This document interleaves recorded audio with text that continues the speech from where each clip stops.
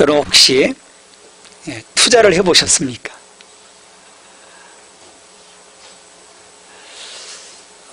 그럴 기회들이 좀 있게 될 거예요. 여러분 그 투자를 어떻게 하시겠어요?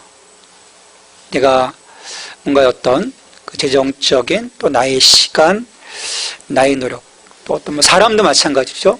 우리 또 어떤 그 결혼 적령기에 있는 우리 지체들에게 또 사람들에 대한 어떤 투자 어떻게 선택할 건가?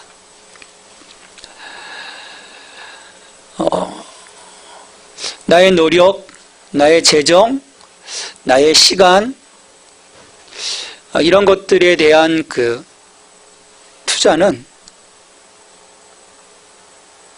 뭐가 있어야 되겠습니까? 그에 따른 경제적 이익이 내게 주어져야 되겠죠. 자선을 베푸는 것은 아니거든요. 투자는. 또 투자하는 과정 속에서 보면요, 꼭 그 당장의 어떤 그 재정적인 그 결과들은 없지만 좀 멀리 보면서 투자하는 경우들을 또 보게 돼요. 어렸을 적부터 이렇게 보았던 그 청년 하나가 있어요.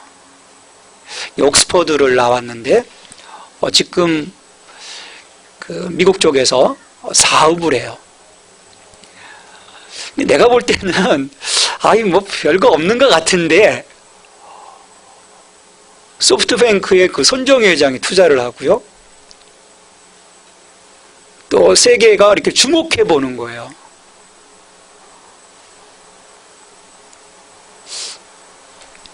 뭐냐면 그 사람들은요, 제가 보는 시각과 다른 시각으로 보는 거죠. 그 청년이 갖고 있는 재능과 잠재력과 또 그가 옥스퍼드 안에서 가졌던 그 인맥들, 그 전체를 이렇게 보면서 저 친구에게 투자하면 뭔가 어떤 결과가 당장은 아니지만 있겠다라고 하는 그 생각 속에서 투자를 하는 거예요. 지금 이제 서서히 어떤 그 결과들이 나오고 있더라고요. 매출이 나오기 시작을 해요. 자, 이런 그 투자 원칙의 어떤 그 기준을 갖고 하나님이 우리에게 대하시는 그 하나님의 시간, 하나님의 노력, 하나님의 헌신의 투자는 어찌 보면 좀 손해보는 것 같아요. 하나님 뭘 믿고 저러실까?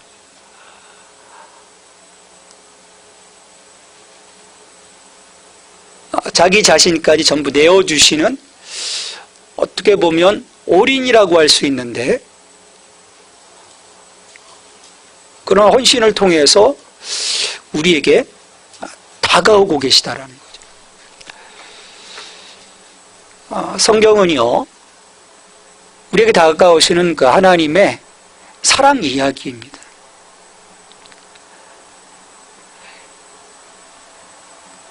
반면에 그 러브콜을 받고 있는 우리 인간들의 그 모습을 보면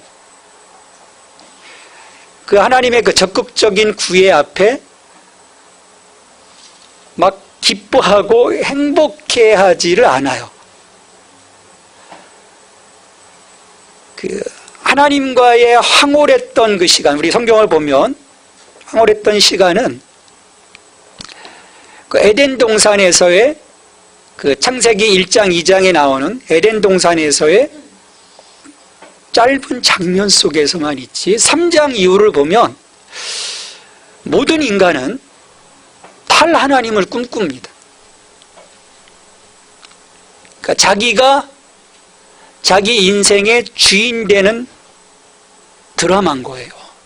그래서 끊임없이 도망갑니다. 끊임없이, 하나님은 손짓하지만 끊임없이 도망을 가죠. 그 어느 성서신학자는요, 그래서 이 누가복음에서의 그 탕자의 이야기를, 그 탕자가 누구냐? 아담이라고 이야기를 하는 분도 있어요. 아버지를 떠나 자기 인생을 살아가고자 하는 그 탕자의 이야기. 아버지는 다 내어주지만 탕자는 그 내어주는 것만으로 만족해 않죠. 자기 인생, 자기 꿈, 또 자기 삶에 대한 것들을 그는 생각하게 되고 아버지를 떠나지 않습니까? 그러니까 인간이 그와 같은 모습이라는 거죠. 근데 그럼에도 불구하고 하나님은 우리가 도망가면 도망갈수록 계속 다가오세요. 멈추지 않으시는 거죠. 여러분 한번 우리 자신을 한번 좀 생각해 보죠. 여러분 그 자신을 생각할 때 여러분 자신이 어떻습니까? 난 좀 굉장한 사람인가? 그런 마음들이 듭니까? 어때요? 나는 뭐 그저 그런데? 난 별 볼 일 없는 것 같은데? 근데 그렇지 않더라고요. 나름대로 그 자기애가 우리는 다 있습니다. 없는 것 같지만요, 있어요. 우리 도원이에게도 자기애는 강합니다. 우리 도원이 보면 자기 그 거울 보면서 흐뭇해하거든요. 나 이런 저 속에 무슨 생각하겠습니까? 자기 거울 보면서 비춰진 자기의 모습을 보면서 좋아하거든요. 미소 짓거든요. 그게 우리의 모습인 거예요. 근데 우리의 실제를 보면 어떤가? 어느 분이 저한테 유튜브에서 자그마한 그 동영상을 지난주에 보여주셨어요.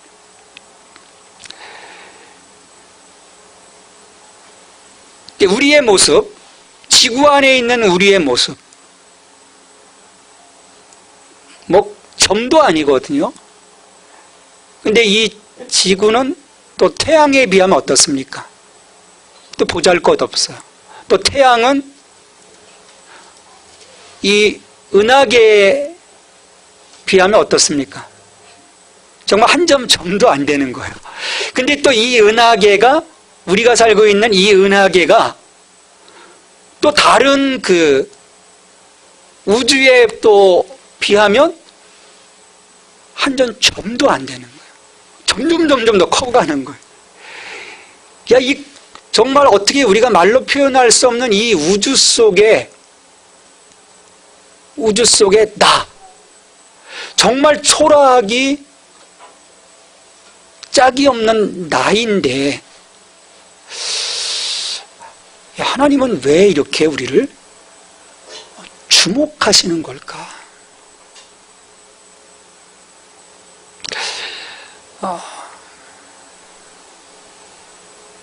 누군가 나를 바라보고 누군가 나를 기대한다는 것은요, 우리 마음속에요 좀 흐뭇함을 줍니다. 내가 소외되어지고 어느 누구도 나를 바라보지 않는다. 심지어 내 부모님조차 나를 바라보지 않는다. 버려진 삶이다. 비참해지는 거죠. 근데 우리가 뭐 부인하더라도 하나님은 온 우주를 창조하시는 하나님이신데 그 광활함 속에서도 정말 한 점조차 되지 않는 나를 하나님은 주목하고 계신다는 그 사실. 왜 그럴까? 왜 하나님이 나를 이렇게 주목하시는 걸까?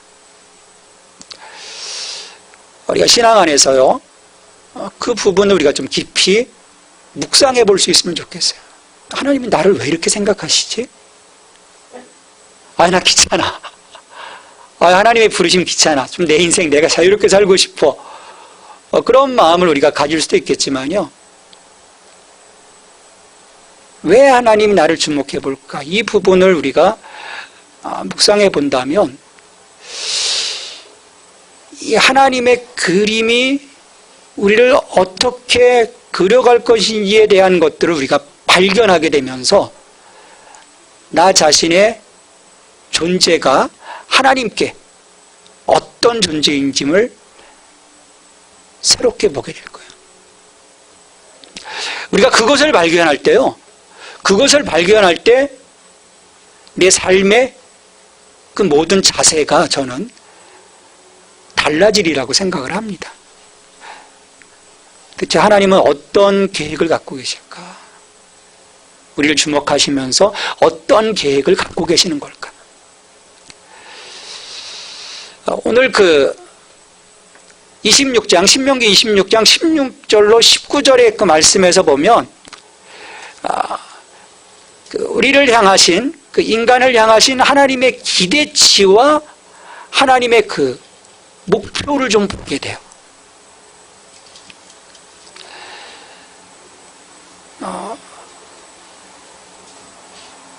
창세기 3장 이후로 인간은 탈하나님을 꿈꾸면서 점점 하나님으로부터 벗어나고자 합니다. 중간중간에 어떤 믿음의 오솔길을 쫓아가는 그런 하나님의 자녀들도 있지만 11장에서 보면 하나님처럼 되려고 했던 인간들의 그 교만함이 온 세상에 충만함을 보게 돼요. 그 속에서 하나님이 한 사람에게 주목을 하십니다. 그게 아브라함인 거죠. 한 사람. 이 한 사람으로부터 시작해서 아브라함, 이삭, 야곱으로 이어지는 그 거룩한 그 족보의 그 가운데서 하나님은 하나님의 꿈을, 우리를 향하신 그 계획들을 실현해 가시고자 헌신하시는 것을 보게 돼요.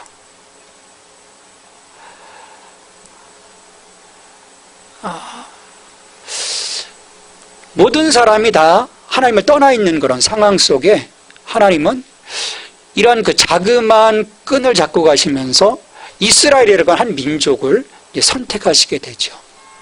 그리고 오늘 이 26장 16절 19절에서 이런 그 이스라엘 백성들과 다시금 그 언약을 갱신하시는, 아브라함에게 주셨고 이삭에게 주셨고 야곱에게 주셨던, 그리고 모세를 불러내시면서 그 아브라함의 하나님, 이삭의 하나님, 야곱의 하나님을 통해서 약속하셨던 것들을 이제 시내산에서 다시금 약속하셨지만 이제 40년 이후에 다시금 이스라엘이라고는 한 민족 가운데 이 언약을 갱신하시는 것이 오늘 이 본문의 말씀이에요. 이 갱신이 왜 중요할까?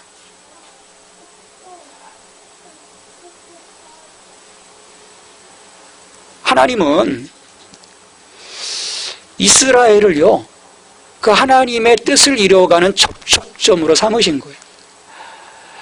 성경 공부하는 과정 속에서 어떤 분이 그런 질문을 하셨어요. 아니, 이스라엘의 역사가 왜 우리와 무슨 상관이 있습니까? 왜 이걸 우리가 봐야 합니까? 그런 질문을 던지셨어요.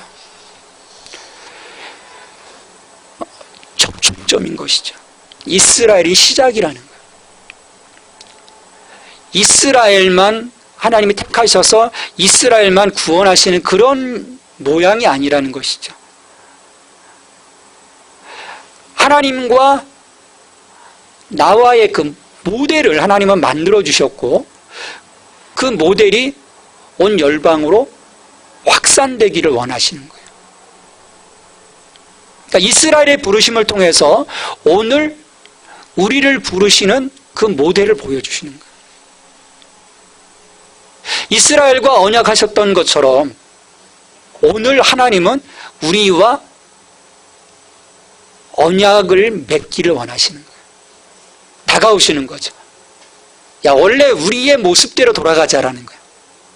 본래 하나님이 창조하셨던 그 창조 질서 속에 하나님과 동행하던 너와 나의 모습 속으로 다시금 돌아가자. 그게 하나님의 꿈입니다. 그래서 이스라엘 택하셨고, 그 이스라엘의 모습 속에서 오늘 우리들의 모습들이 어떻게 되어져야 하는지를 하나님은 보여주시는 거예요.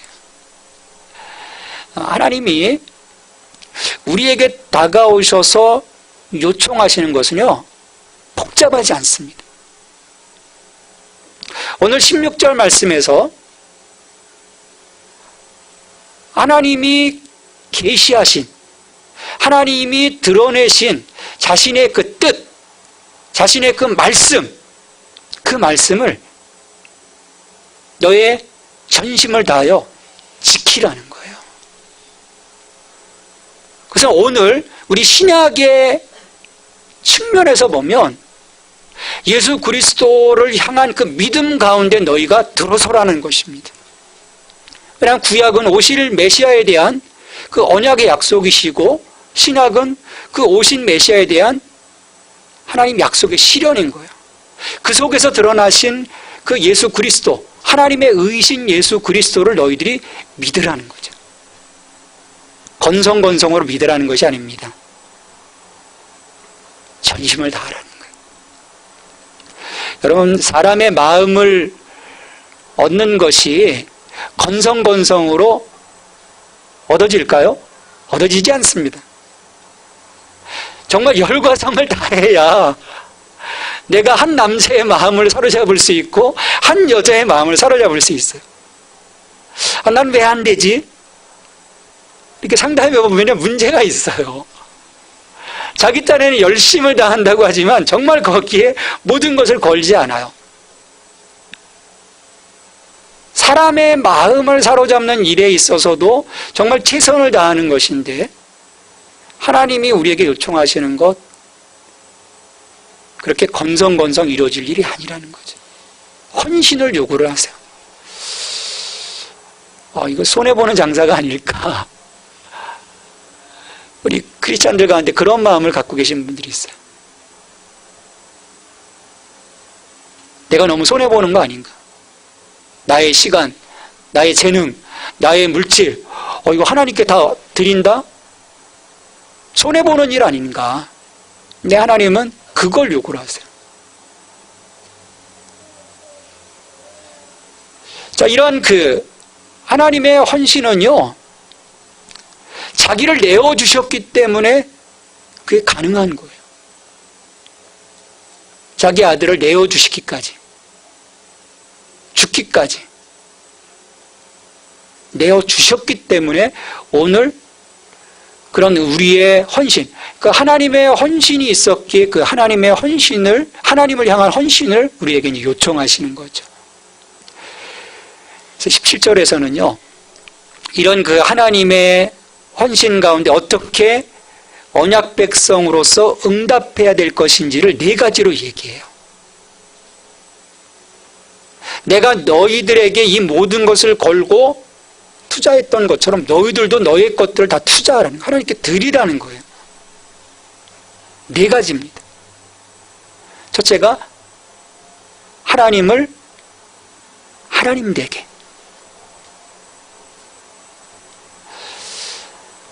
우리 하나님이 요즘요, 좀 제가 보면 불쌍해지셨어요. 우리 때문에.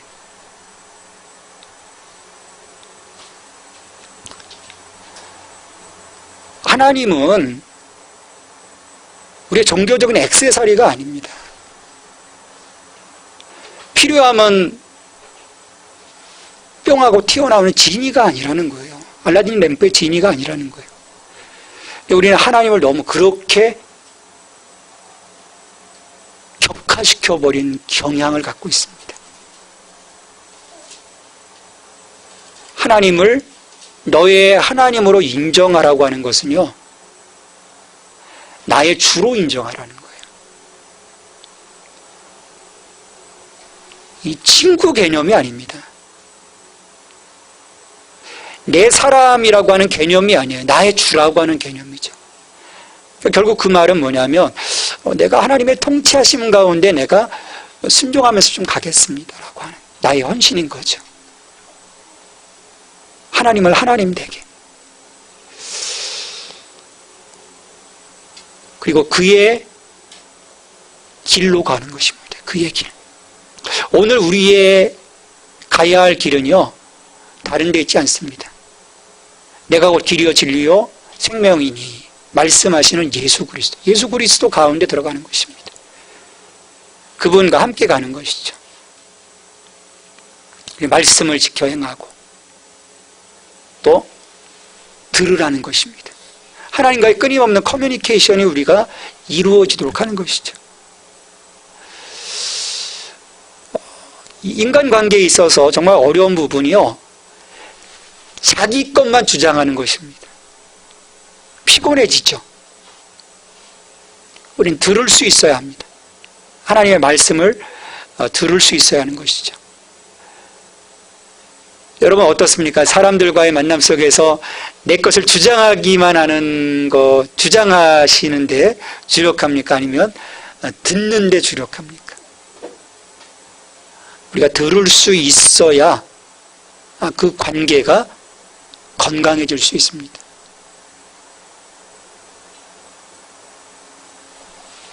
자, 이런 헌신을 하나님께 드리라는 거예요.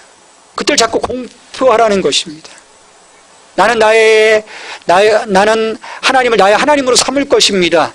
나는 이 길을 정말 거룩할 것입니다. 예수 그리스도 안에 서 있을 것입니다. 나는 하나님의 말씀을 지켜 행할 것입니다. 나는 하나님의 말씀 가운데 귀를 기울일 것입니다. 라고 선언하라는, 공표하라는 것이죠. 하나님의 말씀하신 가운데 응답하라는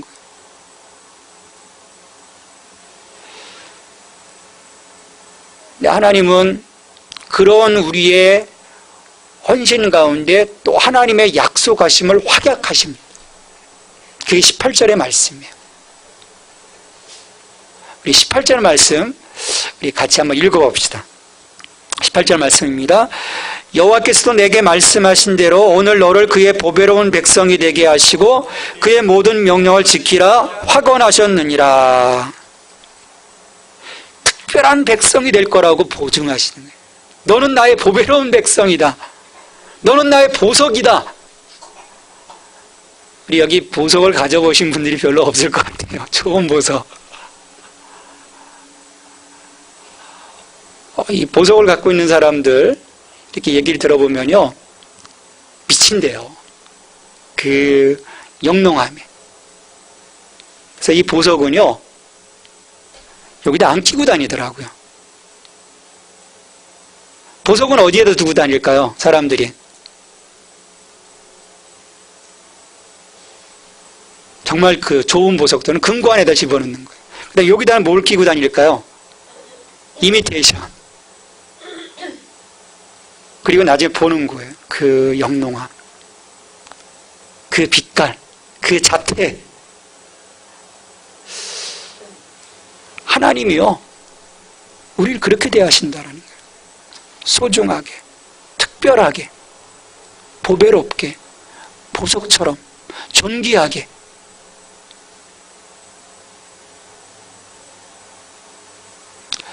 누가 나를 그 보석처럼 여긴다면 여러분 기분 나쁘시겠어요? 아니면 행복하시겠어요? 그건 행복한 겁니다. 누군가 나를 소중하게 여긴다. 누군가 나를 소중하게 여기고 있다라고 하는 그 감정이 느껴질 때 우리는 황홀해지는 거죠. 행복해지는 거죠. 여러분, 우리의 신앙함은요, 노욕이 아닙니다. 어려움이 아니에요. 하나님은 왜 이렇게 우리로 하여금 이 무거운 짐을 지게 하셨는가라고 하소연하는 그런 분도 봤지만 그렇지 않습니다. 하나님은 우리를 소중하게 여기시고 보배롭게 여기시고 존귀하게 여기신다는 거예요. 우리를 하대하고 우리를 부리시는 하나님이 아니시라는 거예요.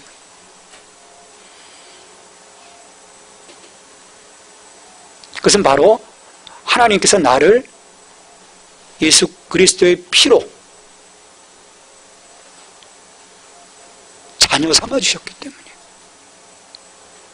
내가 하나님의 아들이고 내가 하나님의 딸이기 때문입니다.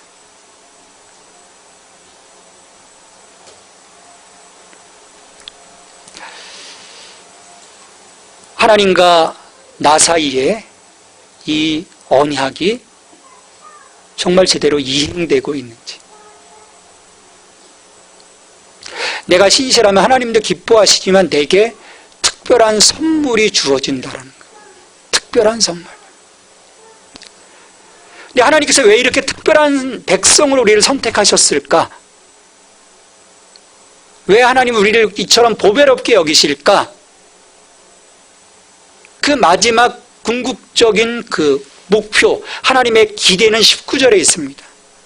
여호와의 성민이요.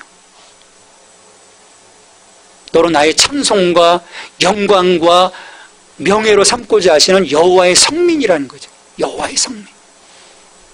하나님의 거룩한 백성, 하나님의 거룩한 나라. 거기에 하나님의 목표치가 있습니다. 너를 내 하나님 여호와의 성민이 되게 하시리라. 여러분, 하나님이 왜 우리를 거룩한 성민으로 삼기까지 이렇게 헌신하시는 걸까요?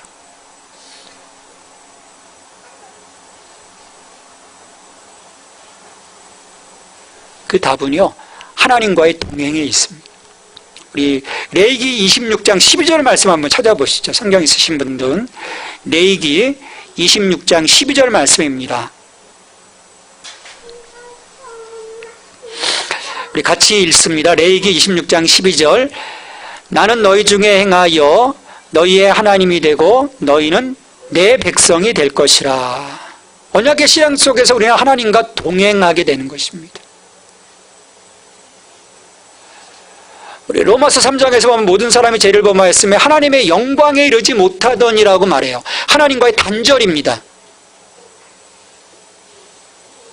그런데 하나님이 우리를 거룩한 성민으로 불러주심은 이 단절에서 다시금 하나님과 예수 그리스도로 말미암아 화목케 하심으로 하나님과의 동행인 거예요. 우리 가운데 임재하신다라는 거죠. 우리를 하나님의 처소로 삼아주시는, 하나님의 성전으로 삼아주시는. 왜 하나님의 처소로, 하나님의 성전으로 삼아주실까? 하나님의 구속사의 실행입니다. 하나님이 우리 가운데 거하심으로 하나님의 그 충만함이 우리 가운데 이루어지고 그 충만함이 넘쳐서 어떻게 되는 것이죠? 내가 복의 통로가 되어 열방으로 하나님의 복이 흘러가 온 열방이 복을 받기 원하시는 아버지의 마음, 거기에 목적이 있는 거예요.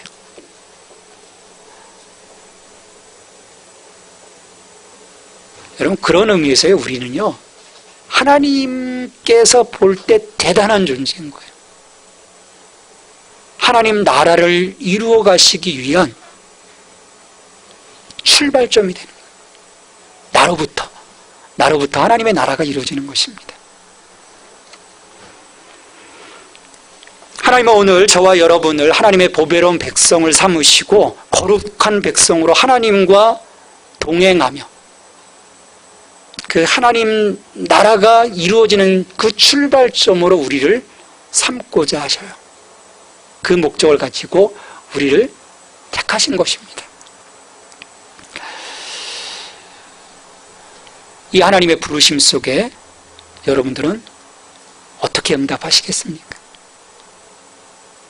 이 부르심에 어떻게 내가 응답하느냐에 따라서 우리의 존재감은 달라지게 돼요. 나의 존재감은 확연하게 달라집니다. 나는 하나님 앞에서 정말 보배로운 자녀, 존귀한 자녀인가?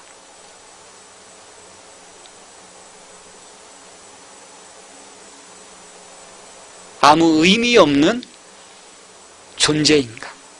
나의 선택에 달려 있습니다. 하나님은 우리를 통해서 온 열방이 복을 받고 구원받기를 원하시는 마음을 가지고요, 우리를 선택하셨어요. 그것 때문에 아들을 우리에게 내어주셨고 십자가에 고난받게 하셨고 죽게 하셨습니다. 이 목표를 위해서.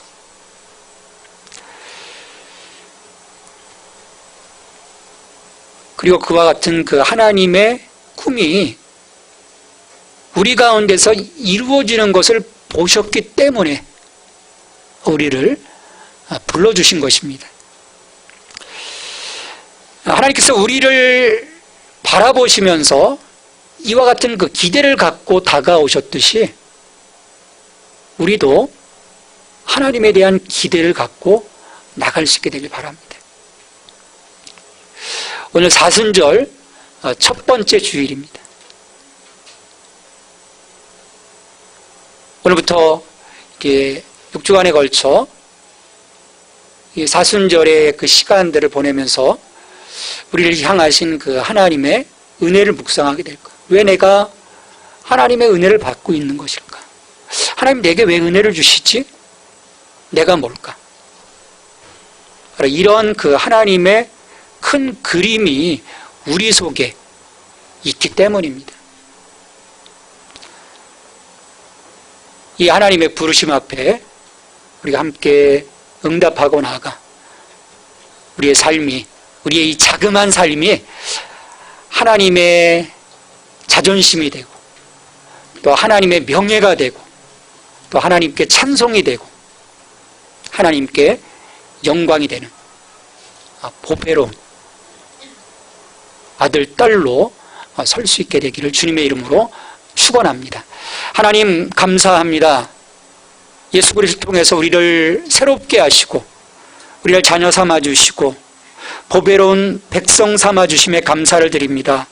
여호와의 성민으로 하나님과 동행하게 하시도록 오늘 불러주신 하나님 앞에 우리가 온전히 우리의 삶을 주께 드림으로 응답하며 나와 하나님의 뜻을 이뤄나갈 수 있는 저희들이 될 수 있도록 주님 도와주시옵소서. 늘 삶을 살아가면서 저희 안에 그 하나님의 그 말씀대로 행하고자 하지 못하는 그런 그 나약함들도 보게 됩니다. 그럴 때마다 실망하지 아니하게 하시고 다시금 또 하나님께로 돌아가게 하시고 거듭거듭 무너지더라도 포기하지 아니하게 하시고 하나님과의 동행함을 이루어갈 수 있는 저희들이 될 수 있도록 성령님의 기름을 부어주시고 매 순간순간 그 마귀의 소리에 귀를 기울이는 것이 아니라 성령님의 소리에 귀를 기울여 또 한 걸음 한 걸음 그 믿음의 진일보를 이뤄나갈 수 있도록 주님 지켜 주시옵소서. 이 모든 간구를 예수 그리스도의 이름으로 기도하옵나이다. 아멘.